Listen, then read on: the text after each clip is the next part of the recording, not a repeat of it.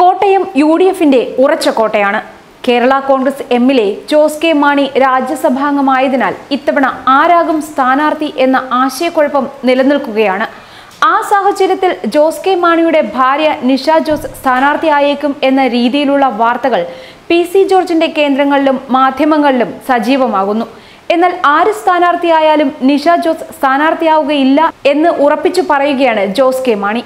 പൊതുപ്രവർത്തന രംഗത്ത് നിഷ ജോസ് സജീവമാണെങ്കിലും തെരഞ്ഞെടുപ്പിൽ മത്സരിക്കാൻ ഉദ്ദേശിക്കുന്നില്ല എന്നും ജോസ് കെ മാണി വ്യക്തമാക്കുന്നു.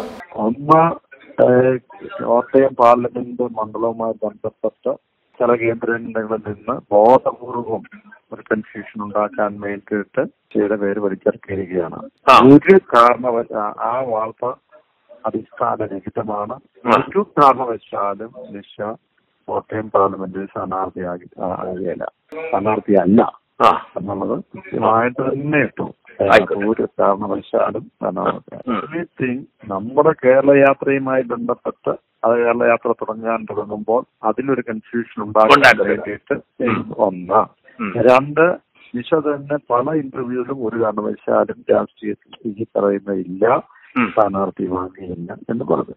മൂന്ന്, നിഷ ഈ പറയുന്ന സോഷ്യൽ വർക്കുകൾ ഇഷ്ടം പോലെ ചെയ്യുന്നത് ഞാൻ വിവാഹം കഴിക്കുന്നതിന് മുമ്പ് ഒരു കോളേജ് സ്റ്റുഡന്റ് എന്ന നിലയിൽ തന്നെ ചെയ്തുകൊണ്ടിരുന്നതാണ്, ഇരുന്നുകൊണ്ടിരുന്നതാണ്. അപ്പൊ ഈ ഹെയർ ഫോൾ ഹോപ്പ് വാസ്തവത്തിൽ മഞ്ജുവാരിയുടെ അത് ചെയ്യാൻ വേണ്ടിയിട്ടല്ല ഞാൻ പറഞ്ഞത്. അതൊക്കെ ഈ ക്യാൻസർ രോഗികളുമായി ബന്ധപ്പെട്ടുള്ള വിറ്റ് കൊടുക്കുന്നതൊക്കെ ബ്രാൻഡ് അംബാസഡർ വിഷയമായിരുന്നു. അന്ന് ഓർക്കുന്നുണ്ട് അവരൊക്കെ ആദ്യം ഒരു 5-6 വർഷം മോടി കുറച്ച് കൊടുത്തതും തല ഷേവ് ചെയ്തതും ഒക്കെ കൊടുത്തതും ഇതിന്റെ ക്യാമ്പയിൻ ഇപ്പോഴും എല്ലായിടത്തും നടക്കുന്നുണ്ട്. വിറ്റ് ഫ്രീ ആയിട്ട് ഇവർക്കെല്ലാം കൊടുക്കുന്നു. അത് നമ്മുടെ സർക്കസ് ക്ഷേത്ര അവിടെ നിന്നാണ് അച്ഛന്മാരാണ് അത് ചെയ്യുന്നത്. നമ്മൾ ഫ്രീ ആയിട്ട് അവിടെ കൊണ്ട് പോകുന്നു, അവരും ഫ്രീ ആയിട്ട് ചെയ്യുന്നു.